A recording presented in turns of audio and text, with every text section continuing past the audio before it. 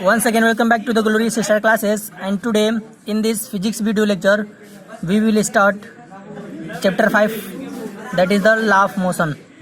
तो हम लोग 5वां चैप्टर फिजिक्स का शुरू कर रहे हैं, जो कि है गति के नियम, लॉ ऑफ मोशन. ठीक है, तो इसमें सबसे पहले हम लोग पढ़ेंगे यह बेसिकली जो चैप्टर है वो क्या है, न्यूटन के जो गति विषयक नियम है, 3 नियम दिए गए हैं, उसी पे आधारित है. ठीक है, तो बेसिकली ये क्या है, फोर्स पे आधारित है, बल पे. ठीक है, एक्सेलरेशन, बल, द्रव्यमान, इन सब सारी चीज़ों के बारे में इसमें क्या किया जाएगा, पढ़ा जाएगा. ठीक है, तो सबसे जो पहला टॉपिक है वो है जड़त्व, यानी कि इनर्शिया. तो जड़त्व क्या होता है, तो कोई भी वस्तु है उसमें एक ऐसा गुण होता है जिसके कारण वो अपनी स्थिति परिवर्तन का विरोध करती है. ठीक है, जैसे यहाँ पे अगर मान लीजिए कोई क्या है, कोई एक वस्तु है, तो यह अगर विरामावस्था में है तो विरामावस्था में ही रहने का प्रयास करेगी. अगर गति की अवस्था में है तो समान रूप से गति की अवस्था में बने रहने का प्रयास करेगी, जब तक कि इस पर कोई बाह्य बल न लगाया जाए. ठीक है, तो अपना स्थिति वो परिवर्तन कभी भी करने का प्रयास नहीं करती है. तो वस्तु के इस गुण को कहते हैं जड़त्व, यानी कि इनर्शिया. ठीक है, the property of an object by virtue of which it can not change its state of rest or of uniform motion is called inertia. ठीक है, मतलब किसी वस्तु का वह गुण जो अपने स्थिति परिवर्तन का विरोध करती है, जड़त्व कहलाती है. अगर वह वस्तु रेस्ट में है, विरामावस्था में, तो विरामावस्था में रहने का प्रयास करेगी. अगर यूनिफॉर्म मोशन से गति कर रही है, एक समान गति से क्या कर रही है, एक समान गति से वो मोशन कर रही है. ठीक है, तो उसी में बने रहने का प्रयास करेगी जब तक कि उस पर कोई बाह्य बल न लगाया जाए. ठीक है, तो वस्तु कभी भी अपनी स्थिति को परिवर्तित करने का हमेशा क्या करती है, विरोध करती है. तो जड़त्व किन चीज़ों पर निर्भर करता है, इसको देखते हैं. अब जड़त्व जो है किसी वस्तु के द्रव्यमान की माप होता है. मतलब अगर किसी वस्तु का द्रव्यमान अधिक है तो उसका जड़त्व क्या होगा, अधिक होगा. ठीक है, द्रव्यमान पे क्या करती है, जड़त्व निर्भर करती है. Higher the mass higher the inertia, मतलब अगर द्रव्यमान बढ़ाएंगे तो जड़त्व भी बढ़ेगा. Lower the mass lower the inertia, अगर द्रव्यमान कम होगा तो इनर्शिया यानी उस वस्तु का जड़त्व भी क्या होगा, घटेगा. ठीक है, यानी बेसिकली जो जड़त्व है वो क्या है, वस्तु के द्रव्यमान की माप है. ठीक है, द्रव्यमान पे डिपेंड करता है कि जिस वस्तु का द्रव्यमान जितना अधिक होगा उसका जड़त्व उतना ही अधिक होगा. ठीक है, अगला जो टॉपिक है वो है फोर्स, यानी कि बल. ठीक है, तो गति के नियम पढ़ने से पहले हमें बल को जानना बहुत ही आवश्यक है. तो बल क्या होता है, जैसे मान लीजिए यहाँ पे कोई वस्तु है जिसका द्रव्यमान m है, इस पर हम कोई फोर्स लगा रहे हैं. बल लगा के अब बिंदु ए पे था ये पहले, अब बल हमने F बल लगाया तो ये बिंदु बी पे चला गया. यहाँ से इसकी स्थिति में क्या कर दिया गया, परिवर्तन कर दिया गया. यहाँ पे जो हम बल लगाए हैं इस वस्तु पर धक्का के रूप में लगाए हैं. ठीक है, तो यहाँ से धक्का लगा के हमने यहाँ तक कर दिया, बिंदु ए से बिंदु बी पे कर दिया, विस्थापित कर दिया. ठीक है, तो मतलब बल क्या कर रहा है, किसी वस्तु की स्थिति में परिवर्तन कर रहा है. या हो सकता है अगर हम बल लगाएं लेकिन वस्तु की स्थिति में परिवर्तन न हो, लेकिन तब भी यह करने का प्रयास कर रहा है. ठीक है, तो इसलिए बताया गया है कि force is a pull or push or pull, which push मतलब होता है दबाना, पुल मतलब होता है खींचना. ठीक है, force is a push or pull which changes or tries to change the state of the body. मतलब बल वह धक्का या खिंचाव है जो किसी वस्तु की स्थिति में परिवर्तन करता है या करने का प्रयास करता है. ठीक है, या तो स्थिति में परिवर्तन कर देगा या करने का प्रयास करेगा. ठीक है, जैसे एग्जाम्पल के द्वारा हमने यहाँ पे देखा था. ठीक है, अब इसका मात्रक क्या होता है, तो बल का मात्रक होता है न्यूटन या किलोग्राम मीटर पर सेकेंड स्क्वायर, MKS सिस्टम में. ठीक है, MKS पद्धति में. और दूसरा होता है डायन होता है CGS में. ठीक है, CGS पद्धति में. अब इसका डायमेंशनल फार्मूला देखते हैं. बीमी सूत्र हमने बताया था कि kg के लिए लिखेंगे m द्रव्यमान, m मीटर के लिए l और समय के लिए t, तो t power -2 ml t power -2, इसका होगा डायमेंशनल फार्मूला. और जो बल होता है वो एक वेक्टर क्वांटिटी है, मतलब सदिश राशि है. ठीक है, सदिश राशि जिसमें दिशा होता है. ठीक है, परिमाण के साथ साथ दिशा भी होता है, उसे सदिश राशि कहते हैं, जो अगले चैप्टर हम लोग पढ़ेंगे. ठीक है, तो ये था बल के बारे में. अब देखेंगे बलों के प्रकार, टाइप्स ऑफ फोर्सेस. ठीक है, तो बल बेसिकली क्या होते हैं, अगर हम यहाँ पे बात करें तो बल 2 प्रकार के होते हैं. एक होता है संपर्क बल यानी कि कॉन्टैक्ट फोर्स, और दूसरा होता है नॉन कॉन्टैक्ट फोर्स यानी कि असंपर्क बल. तो सबसे पहले देखेंगे कॉन्टैक्ट फोर्स यानी कि संपर्क बल क्या होता है. अगर किसी वस्तु पे बल लगाते हैं, ठीक है, मतलब वे बल जो किसी वस्तु के संपर्क में आने पर वस्तु की स्थिति में परिवर्तन करते हैं उसे संपर्क बल कहते हैं. जैसे मानिए यहाँ पे कोई क्या है, यहाँ पे कोई गाड़ी है, अगर हम इस पर धक्का दे रहे हैं, धक्का कैसे देंगे, उसको टच करके, यानी बल क्या कर रहे हैं, संपर्क में आके लगा रहे हैं इस वस्तु पे। ठीक है, मान लीजिए ये कोई गाड़ी था अगर, ठीक है, ऐसा कुछ छोटा सा, अगर इसके संपर्क में आके हम कोई बल लगा रहे हैं तो क्या होगा, वो संपर्क बल होगा। ठीक है, मतलब वे बल जो किसी वस्तु के संपर्क में आने पर वस्तु की स्थिति में परिवर्तन करते हैं उसे कहते हैं संपर्क बल। ठीक है, contact forces are those forces that act, ठीक है, जो एक्ट करते हैं बिटवीन टू ऑब्जेक्ट, दो वस्तुओं के बीच, that are physically touching each other, अगर दोनों वस्तुएं एक दूसरे को फिजिकली टच कर रहे हैं, ठीक है, उस समय अगर कोई बल कार्य करता है उसे क्या कहते हैं, संपर्क बल कहते हैं। जैसे गाड़ी को धक्का देकर गति कराने का जो उदाहरण है वो कॉन्टैक्ट फोर्स के अंतर्गत आएगा। इसके अलावा अन्य बहुत सारे एग्जाम्पल हैं इसके लिए, जैसे फ्रिक्शन फोर्स यानी कि घर्षण बल। घर्षण बल कब लगता है, एक वस्तु जब दूसरे वस्तु पे क्या करती है, गति करती है। जैसे सड़क पे कोई गाड़ी गति कर रही है, मान लीजिए ये सड़क है, इस पर कोई गाड़ी गति कर रही है, तो गाड़ी का जो पहिया है सड़क के साथ संपर्क में आ रहा है, ठीक है, तो उसके बीच कौन सा बल लग रहा है, घर्षण बल। तो घर्षण बल क्या हो जाएगा, आपका कॉन्टैक्ट फोर्स यानी कि संपर्क बल। ठीक है, इसी तरह से टेंशन फोर्स, दूसरा है टेंशन फोर्स। ठीक है, तनाव का बल भी क्या है, एक कॉन्टैक्ट फोर्स में है। तनाव का बल कैसे लगता है, जैसे मान लीजिए अगर हम यहाँ पे किसी जैसे छत में हम कोई रस्सी बांध दें, उसके बाद से इस रस्सी से हम क्या करें, लटक जाएं, तो इस रस्सी को पकड़ के अगर हम लटके हैं तो क्या होगा, यहाँ पे एक तनाव रस्सी में उत्पन्न होगा। तो जो तनाव उत्पन्न हो रहा है वो क्या हो रहा है, एक कॉन्टैक्ट फोर्स है, क्योंकि इसको यह आदमी इस रस्सी को पकड़ा हुआ है। ठीक है, दोनों वस्तुएं कॉन्टैक्ट में है, उस समय ये फोर्स लग रहा है। तो तनाव का बल जो होगा वो भी क्या है, एक टेंशन फोर्स, ये भी एक कॉन्टैक्ट फोर्स है। तीसरा है नॉर्मल फोर्स। नॉर्मल फोर्स भी कॉन्टैक्ट फोर्स होता है। नॉर्मल फोर्स क्या होता है, अभी आगे हम लोग पढ़ेंगे, ठीक है, उसके बारे में डीपली बताएंगे। स्प्रिंग फोर्स जो है वो भी क्या है, एक कॉन्टैक्ट फोर्स है। और यहाँ पे नॉर्मल फोर्स को एन से लिखते हैं, टेंशन फोर्स को टी से, घर्षण बल को एफ एस से या एफ के से लिखते हैं। वो घर्षण बल के चैप्टर में लोग पढ़ेंगे, क्यों, एफ एस स्थिति घर्षण होता है और ये गतिज घर्षण। ठीक है, तो अगले चैप्टर में लोग पढ़ेंगे। और स्प्रिंग फोर्स को एफ एस से या एफ एस पी से पढ़ेंगे, ये भी अगले चैप्टर में लोग सारे इसके विषय में डीपली पढ़ेंगे। ठीक है, अगला है असंपर्क बल यानी कि non contact force. Non contact force क्या होता है, और non contact force is a force which acts on an object without coming physically in contact. मतलब अगर ऐसा बल जो किसी वस्तु के संपर्क में आए बिना ही कार्य करता है उसे क्या कहते हैं हम लोग, उसे कहते हैं असंपर्क बल यानी कि नॉन कॉन्टैक्ट फोर्स। ठीक है, वे बल जो किसी वस्तु के संपर्क में आए बिना ही वस्तु की स्थिति में परिवर्तन कर देते हैं उसे कहते हैं या करने का प्रयास करते हैं उसे कहते हैं असंपर्क बल यानी कि नॉन कॉन्टैक्ट फोर्स। जैसे गुरुत्वाकर्षण का बल है। गुरुत्वाकर्षण का बल जैसे मान लीजिए क्या है, मून है और अर्थ है, दोनों के बीच गुरुत्वाकर्षण का बल कार्य करता है, लेकिन वो दोनों एक दूसरे के टच में नहीं है। ठीक है, तभी भी इसके बावजूद भी उन दोनों के बीच एक बल कार्य करता है, इसे कहते हैं गुरुत्वाकर्षण का बल। ठीक है, तो ये वस्तु के संपर्क में नहीं है तब भी बल कार्य कर रहा है, तो गुरुत्वाकर्षण बल कैसा बल हो जाएगा, वो हो जाएगा असंपर्क बल यानी कि नॉन कॉन्टैक्ट फोर्स। दूसरा है इलेक्ट्रोस्टैटिक फोर्स। जैसे आवेशों के बीच जो बल लगता है, जैसे प्रोटॉन और इलेक्ट्रॉन के बीच, प्रोटॉन इलेक्ट्रॉन एक दूसरे को टच नहीं कर रहे हैं, लेकिन इनमें विपरीत आवेश के कारण आकर्षण का बल लग रहा है। या इलेक्ट्रॉन और इलेक्ट्रॉन के बीच दोनों समान आवेश हैं तो इनमें प्रतिकर्षण का बल लग रहा है, दूर जा रहे हैं एक दूसरे के कांटेक्ट में नहीं है तभी भी इनके बीच बल कार्य कर रहा है। ठीक है, मैग्नेटिक फोर्स है। ठीक है, यानी कि चुंबकीय बल। जैसे दो चुंबक को पास पास रख दें, कुछ दूरी पर रख दें, तो दोनों के टच में नहीं है तभी भी एक दूसरे को आकर्षित करेंगे। अगर हम, अब चुंबक में क्या होता है, दो पोल होते हैं, एक होता है नॉर्थ और एक होता है साउथ, नॉर्थ साउथ। अगर हम नॉर्थ और साउथ को, अपोजिट वाले को एक पास रख दें, मतलब कुछ दूरी पे, तो एक दूसरे को आकर्षित कर लेंगे।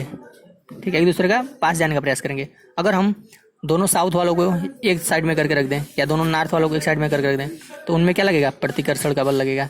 ठीक है, तो मैग्नेटिक फोर्स भी कैसा फोर्स है, नॉन कॉन्टैक्ट फोर्स है, मतलब ये दोनों टच में नहीं आ रहे हैं, उसके बावजूद भी इनके बीच बल कार्य कर रहा है।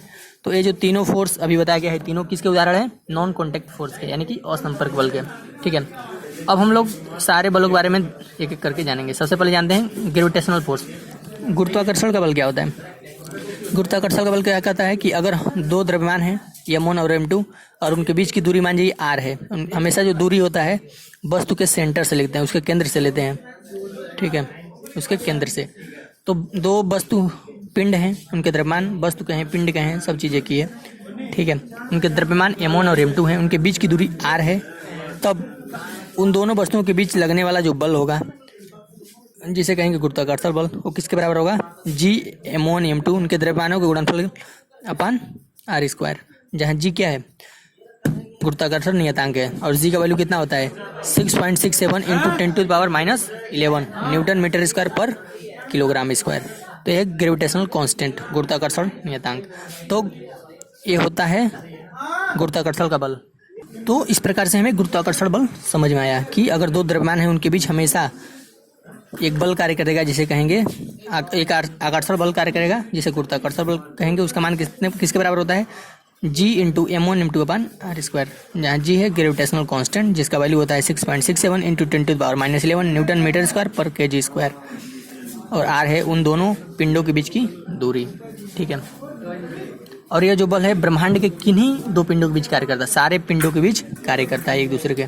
ठीक है, अगला जो टर्म है वो है भार, वेट क्या होता है। ठीक है, अधिकतर भार और द्रव्यमान में लोग कंफ्यूजन होते हैं। द्रव्यमान होता है वो होता है मास। ठीक है, भार जो है वो क्या है कि एक प्रकार का भार एक बल है। पहले तो ये जानेंगे, भार जो है वह एक प्रकार का फोर्स है यानी कि बल है। कैसे है इसको जानते हैं। भार का परिभाषा क्या है, कहता है कि the force at which earth attracts a body towards its centre is called weight of that body. ठीक है, मतलब जिस बल से पृथ्वी किसी वस्तु को अपनी केंद्र की ओर खींचती है या आकर्षित करती है, उस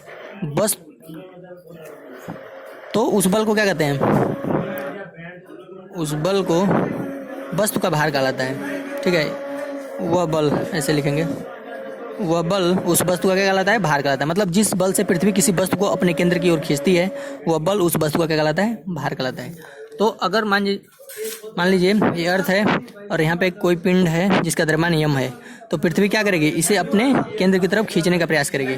ठीक है, अब पृथ्वी क्या करेगी, इस वस्तु को गुरुत्वीय त्वरण G से अपने केंद्र की तरफ खींचेगी। इस त्वरण से यह पिंड पृथ्वी की तरफ गिरेगा। क्यों, क्योंकि पृथ्वी गुरुत्वाकर्षण बल से इसे खींच रही है।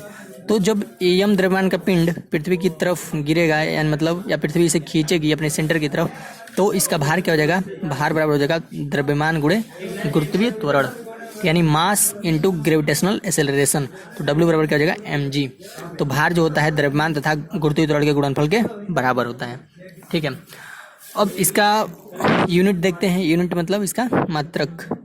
ठीक है, इसका मात्रक क्या होगा, इसका मात्रक, ये भार एक प्रकार का बल है तो इसका मात्रक क्या होगा, न्यूटन होगा या किलोग्राम मीटर पर सेकंड स्क्वायर MKS में हो गया है, और डाइन होता है CGS पद्धति में। ठीक है, ये हमें पता है, पहले लेसन में पढ़े थे। अब एक ऐसी राशि है सदिश राशि। ऐसी राशियाँ इसमें परिमाण के साथ दिशा भी होता है। इसका दिशा पता होता है कि भार किधर लग रहा है, तो वस्तु का भार हमेशा पृथ्वी के केंद्र की तरफ लगती है। ठीक है, सेंटर ऑफ अर्थ की तरफ। ठीक है, कोई भी पिंड है उसका जो भार है हमेशा किधर लगेगा, सेंटर ऑफ अर्थ, पृथ्वी के केंद्र की ओर। ठीक है, ये चीज़ हमें सीखना है। एक चीज़ और आता है कई बार एग्जाम में कि 1 किलोग्राम भार या 1 kgf इस तरह करके देगा। तो 1 किलोग्राम भार कितना होता है, या 1 किलोग्राम बल इस तरह भी दिया रहता है किताब में। तो 1 किलोग्राम भार दिया रहेगा, 1 किलोग्राम बल दिया रहेगा, तो क्या करेंगे उसमें 9.8 से गुणा कर देंगे। 5 किलोग्राम भार दिया रहेगा तो 5 में 9.8 से, यानी कि स्मॉल g जिसका मान 9.8 मीटर पर सेकंड स्क्वायर होता है। स्मॉल g क्या है, गुरुत्वीय त्वरण है। ठीक है, हम क्या करेंगे, अगर 1 किलोग्राम भार देगा तो उसमें 9.8 से गुणा कर देंगे, या कहीं कहीं 10 से गुणा करना पड़ता है, 10 मान लेते हैं उसे 9.8 को। ठीक है, 1 किलोग्राम भार किसके बराबर होता है, 9.8 न्यूटन से। 1 किलोग्राम भार में 9.8 से गुणा कर देंगे तो न्यूटन बदल जाएगा। ठीक है, तो 1 किलोग्राम भार बराबर होता है 9.8 न्यूटन। ठीक है, जहाँ जी क्या है, जी का मान होता है 9.8 मीटर पर सेकंड स्क्वायर, जो कि गुरुत्वीय त्वरण है, ग्रेविटेशनल एक्सेलरेशन।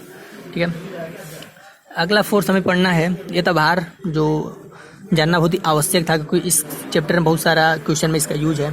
ठीक है, अगला है नॉर्मल रिएक्शन। ठीक है, अभिलंब प्रतिक्रिया क्या होता है। जैसे मान लीजिए एक सतह है, इस पर कोई वस्तु रखें जिसका द्रव्यमान यम है, तो वस्तु का द्रव्यमान अगर यम है तो इसका भार काम करेगा नीचे की तरफ। नीचे मतलब अर्थ की तरफ, मान लीजिए अर्थ कहीं है तो अर्थ के सेंटर की तरफ कार्य करेगा, तो भार कितना हो जाएगा इसका, mg। अगर द्रव्यमान यम है तो भार क्या हो जाएगा, mg। तो भार mg नीचे की तरफ कार्य करेगा।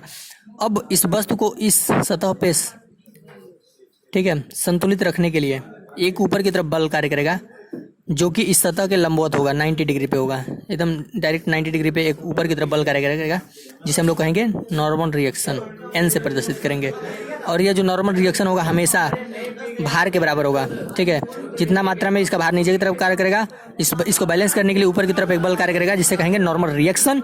और नॉर्मल रिएक्शन हमेशा वस्तु के भार के बराबर होता है, यानी N इक्वल टू W, यानी N इक्वल टू mg, ठीक है, क्योंकि W इक्वल टू mg है, इसलिए हम ऐसा लिख सकते हैं, ठीक है।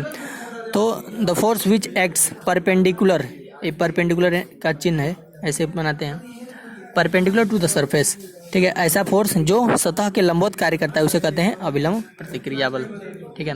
वह बल जो सतह के लंबवत कार्य करता है, ठीक है। अगर इंक्लाइंड सरफेस है, अगर सरफेस कुछ तिरछा में है, ठीक है, तभी भी अगर यहाँ पे यम द्रव्यमान का वस्तु रखेंगे, ठीक है, तब भी अगर यम द्रव्यमान के यहाँ पे अगर वस्तु रखेंगे, ठीक है, तो भार तो नीचे की तरफ कार्य करेगा, सेंटर की तरफ, ठीक है। लेकिन जो अभिलंब प्रक्रिया होगा उस समय क्या करेगा, वो उस समय भी सतह के लंबवत है, सतह के लंबवत काम करेगा इसे, ठीक है। इस समय में यन जो है नॉर्मल रिएक्शन इसके बराबर नहीं होगा, ठीक है। यहाँ पे दूसरा कॉन्सेप्ट है उसके बराबर होगा, वो अगले पार्ट में बताएंगे, ठीक है। लेकिन ऐसे कंडीशन में जो नॉर्मल रिएक्शन होगा अभिलंब प्रक्रिया, वो भार के बराबर होगा, N equal to mg, N equal to W, ठीक है। यहाँ पे अगर इंक्लाइंड सरफेस है ऐसा कुछ, ठीक है, तो ऐसे में क्या होगा, आनत तल इसे कहते हैं, आनत तल या इंक्लाइंड सरफेस, तिरछा सरफेस ऐसा रहता है, सीढ़ी के आकार का, ठीक है, ऐसा कुछ। तो यहाँ पे जो अभिलंब प्रक्रिया होगा वो सतह के क्या होगा, लंबवत यहाँ भी होगा और यहाँ भी है, ठीक है। तो कुल मिला जुला के क्या है कि नॉर्मल रिएक्शन क्या होता है कि ऐसा फोर्स है जो सतह के लंबवत कार्य करता है, ठीक है, वो भार को बैलेंस करने के लिए बल कार्य करता है, ठीक है। तो ये था नॉर्मल रिएक्शन। अगला है टेंशन फोर्स, यानी कि तनाव बल, इसे T से लिखते हैं, ठीक है। और ये कहाँ कहाँ हो सकता है, स्ट्रिंग में यानी कि रस्सी या तार में, रॉड में हो सकता है तनाव, चेन में हो सकता है, जो हम लोग साइकिल चलाते हैं उसमें भी चेन होता है, उसमें भी तनाव का बल कार्य करता है, ठीक है। रस्सी में भी, रस्सी अगर कहीं पेड़ में बांध के लटकते हैं तो उसमें भी तनाव उत्पन्न होता है, ठीक है। रॉड है, कोई छड़ है, उसमें भी तनाव का बल होता है, अगर कहीं पे उसको यूज किया गया है किसी बीम में या कहीं पे, उसमें भी तनाव, टेंशन फोर्स उसमें भी लगता है। तो इन तीन चीज़ों में भी टेंशन फोर्स लगते हैं, तो इसमें पढ़ना है। तो तनाव बल में हम पढ़ेंगे, तो तनाव का बल क्या है, तो इसमें आपका दो प्रकार की चीज़ें, एक है जैसे मान लीजिए, इसको एग्जाम्पल के साथ देखते हैं। यहाँ पे मान लीजिए कोई सतह है, ठीक है, किसी सतह से हम एक रस्सी या स्ट्रिंग या छड़ को बांध दिया, ठीक है, और इस पे यम द्रव्यमान लटका दिया, ठीक है। तो इस वस्तु का जो भार होगा नीचे की तरफ काम करेगा, mg। अब इस भार को संतुलित करने के लिए ऊपर की तरफ एक बल कार्य करेगा, ठीक है, जो कि होगा तनाव, इस रस्सी में उत्पन्न तनाव T, ठीक है। मतलब T इक्वल टू क्या जाएगा, उस वस्तु का भार के बराबर होगा, तभी यह संतुलन की अवस्था में रहेगा, नहीं तो ये टूट सकता है अगर कम या अधिक हो गया तो, ठीक है। इस जो स्ट्रिंग है, तार है, अगर इसके तनाव से अधिक, इसमें जितना तनाव उत्पन्न किया सकता है उससे अधिक अगर भार हो गया तो ये रस्सी टूट सकता है, ठीक है।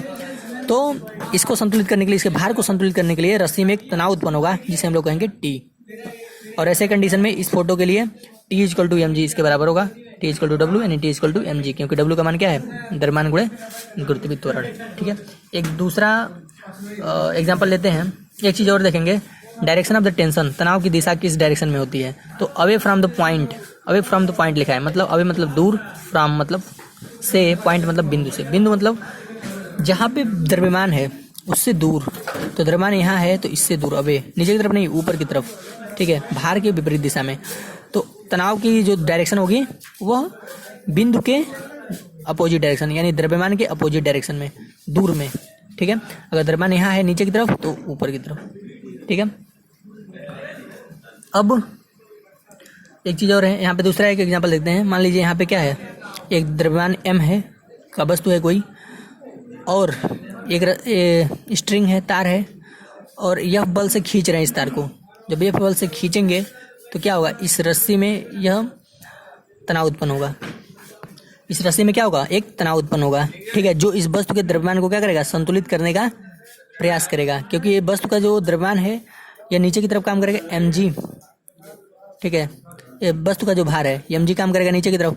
तो इस भार को रोकने के लिए, ठीक है, इसको रेजिस्ट करने के लिए एक इधर की तरफ बल कार्य करेगा जो को होगा तनाव बल, जो कि इस तार में उत्पन्न होगा या रस्सी में उत्पन्न होगा, ठीक है। तो ऐसा हो गया। और फिर से तनाव का डायरेक्शन इसमें भी क्या है, वस्तु से दूर, तो वस्तु यहाँ पे है तो इससे दूर इस साइड में होगा, ठीक है। यह तनाव का डायरेक्शन ऐसे दिखाते हैं, ठीक है। इसका मतलब तनाव इस साइड में लग रहा है, ठीक है।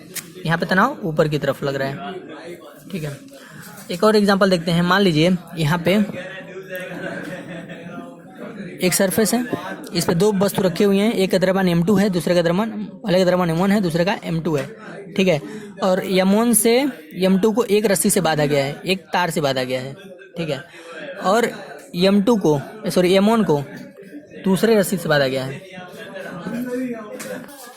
अब क्या होगा, यहाँ पे m2 है, ये m1 है, ठीक है। इन दोनों का भार तो नीचे की तरफ काम करेगा, इसका भार होगा m2g, इसका भार नीचे की तरफ काम करेगा m1g, ये चीज़ हमें पता है। लेकिन यह तार से बंधे हुए हैं, एक ही तार से बंधे हुए हैं, तो इसमें क्या होगा कि इस साइड में अब वस्तु के द्रव्यमान से दूर इस डायरेक्शन में एक तनाव काम करेगा जो होगा T1, ठीक है। और इस वस्तु से दूर इस डायरेक्शन में एक तनाव काम करेगा जो होगा T1। ये दोनों तनाव T1 होंगे क्योंकि एक ही रस्सी में है, एक ही रस्सी में उत्पन्न जो तनाव होते हैं वो बराबर होते हैं, ठीक है। अगर रस्सी बदल देंगे तो तनाव भी बदल जाएगा। लेकिन अगर एक ही रस्सी से दो अलग अलग द्रव्यमान की वस्तुएं बनी हुई हैं तो उस रस्सी में तनाव क्या होगा, बराबर होगा। m2 के साइड में भी T1 होगा, इस साइड में भी T1 होगा तनाव, ठीक है। और कब होगा ये, अगर हम इन दोनों को m2 और m1 को एक रस्सी से बांध दिया, फिर से दूसरी रस्सी से बांध कर यब बल लगा रहे हैं और खींच रहे हैं इसे, यब बल से इस वस्तु को खींच रहे हैं इस साइड में, तो क्या होगा, इस रस्सी में एक तनाव उत्पन्न होगा जिसे हम लोग T मान लिए हैं, ठीक है। और इस रस्सी में, जिस रस्सी से दोनों द्रव्यमान जुड़े हुए हैं, इसमें तनाव उत्पन्न होंगे m1 की साइड में इधर T1 और इस साइड में भी m2 की साइड में भी T1 उत्पन्न होंगे। क्यों, दोनों साइड में T1 उत्पन्न होंगे क्योंकि यह एक ही रस्सी है। अगर एक ही रस्सी है तो उनमें तनाव क्या होगा, एक ही होगा, ठीक है। तो यहाँ पे लिखा हुआ है स्ट्रिंग चेंज, टेंशन चेंज, मतलब अगर हम स्ट्रिंग बदल रहे हैं, तार बदल रहे हैं, तनाव बदल रहा है। यहाँ पे स्ट्रिंग, इस स्ट्रिंग में T1 है, इस स्ट्रिंग में क्या है, T2 है। तो यह तार और ये तार दोनों अलग अलग हैं, ठीक है। तार बदलेंगे तो तनाव भी बदल जाएगा, लेकिन अगर एक ही तार है तो उनमें तनाव एक ही होगा, ठीक है। और तनाव का डायरेक्शन किधर होता है, पॉइंट से दूर, अवे फ्रॉम द पॉइंट, ऐसा बताया था, अवे फ्रॉम द पॉइंट या अवे फ्रॉम द मास, जो द्रव्यमान है उससे दूर। तो यहाँ द्रव्यमान m2 है तो इससे दूर इस साइड में, और इसके लिए तनाव किधर होगा, इस द्रव्यमान से दूर इस साइड में, ठीक है। और इस फोर्स के कारण, इस फोर्स से F से खींच रहे हैं तो इसके कारण यहाँ पे एक तनाव उत्पन्न होगा T, ठीक है। ये अभी द्रव्यमान से दूर है, ठीक है। तो ऐसे होता है। एक और एग्जांपल देखते हैं, टेंशन पे आधारित एक और एग्जांपल देखते हैं। मान लीजिए कोई सतह है, इससे एक रस्सी या तार बंधा हुआ है, एक द्रव्यमान m का वस्तु है और दूसरी रस्सी से इसी द्रव्यमान को बांध दिया और एक सतह है, ठीक है, दृढ़ सतह है, ठीक है।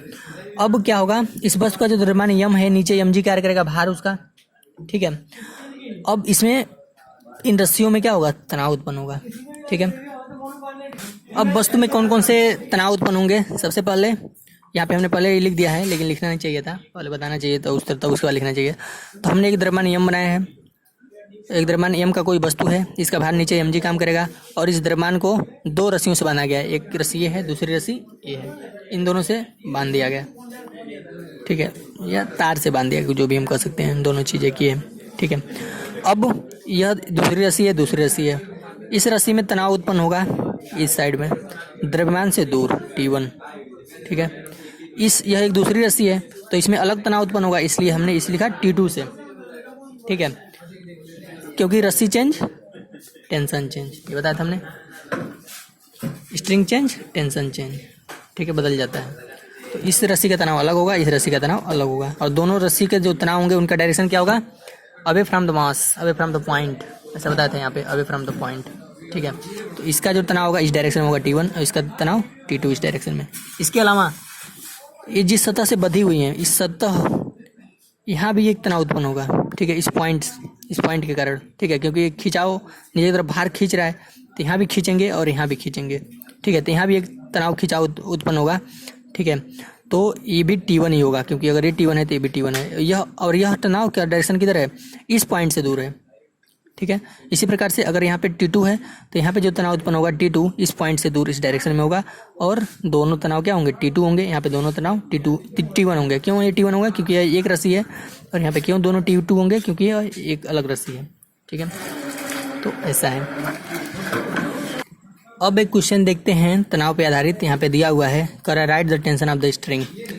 इस प्रकार से एक मास यहाँ पे M1 है, यहाँ पे M2 है, ठीक है, और ऐसे करा है कि कहाँ कहाँ तनाव कितना उत्पन्न होगा बताइए। तो हम देख रहे हैं यहाँ पे 3 तार हैं स्ट्रिंग, पहला स्ट्रिंग ये है, दूसरा स्ट्रिंग ये है, तीसरा स्ट्रिंग ये है, ठीक है। तो इसको हमने सोल्यूशन किया, यहाँ लिखा सोल्यूशन, और ऐसे हमने फोटो जो दिया था बना लिया। अब तनाव हमें बताना है।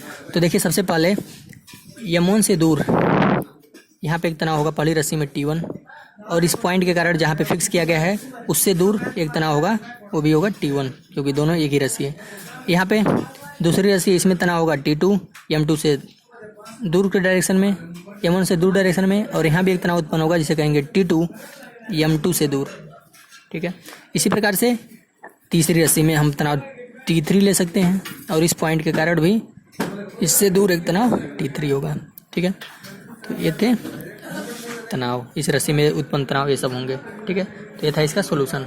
अब देखते हैं अगला एक टॉपिक है जो बहुत ही अच्छा टॉपिक है। ये जो टेंशन का हम लोग पढ़ेंगे इसका यूज बहुत ही अधिक सवालों में किया जाएगा इस चैप्टर में, ठीक है।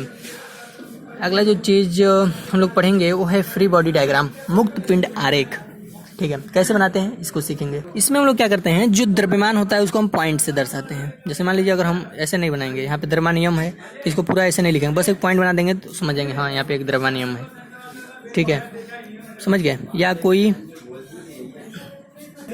ठीक है। तो यहाँ पे क्या करेंगे हम लोग, जो कोई भी बॉडी होगी, पिंड होगी, ठीक है, उसको हम लोग पॉइंट से दर्शाएंगे। द्रव्यमान को दर्शाएंगे पॉइंट मास, यानी कि बिंदु द्रव्यमान, मतलब द्रव्यमान को एक बिंदु से दर्शा देंगे, ठीक है। दूसरा क्या करेंगे, show all forces acting on the body, ठीक है।